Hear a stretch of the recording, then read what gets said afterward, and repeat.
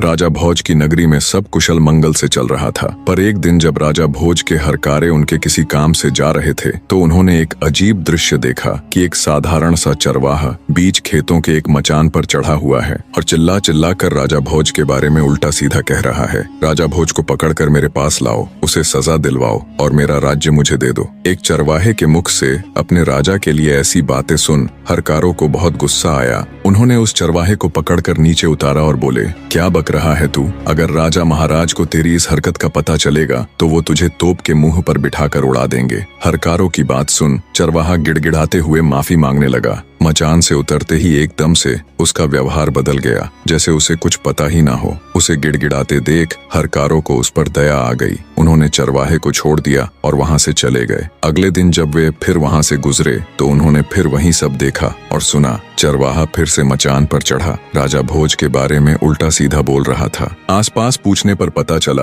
वो खेत किसी कुम्हारिन का था। जब भी वो अपने खेत में कोई फसल उगाती तो पूरे खेत में बहुत अच्छी फसल होती, पर उस मचान वाली जगह पर एक पौधा तक नहीं उगता था। आखिर कुम्हारिन ने उस जगह पर एक ऊंचा सा मचान बनवा दिया ताकि इसके ऊपर चढ़कर खेत की रखवाली की जा सके। चरवाहे के बारे में पूछा तो पता चला कि वो एक साधारण सा चरवाहा है, पर पता नहीं क्यों जब भी वो इस मचान यानी चबूतरे पर चढ़ता है तो इसी प्रकार की बातें करता है और नीचे उतरते ही उसका व्यवहार बिल्कुल सामान्य हो जाता है। ये सब जानने के बाद राजा भोज के हरकारों को बड़ा अजीब लगा। उन्होंने राजमहल जाकर ये सारा किस्सा ज्यों का त्यों राजा के सामने कह सुनाया। सारी बात सुन राजा भोज को भी बड़ा अचरज हुआ। हमारे राज्य में तो सब लोग सुख शांति के साथ रहते हैं, फिर वो चरवाहा ऐसी हरकत क्यों कर रहा है? जरूर इसके पीछे कोई तो बात है। हरकारे बोले, महाराज हमें तो लगता है उस मचान में ही कोई गड़बड़ है, क्योंकि जब भी वो चरवाहा उस पर चढ़ता है तो ऐसी बातें करता है, लेकिन जैसे ही वह नीचे उतरता है फिर से साधारण मनुष्य बन जाता है। सब जानने के बाद आश्चर्य के साथ राजा भोज बोले,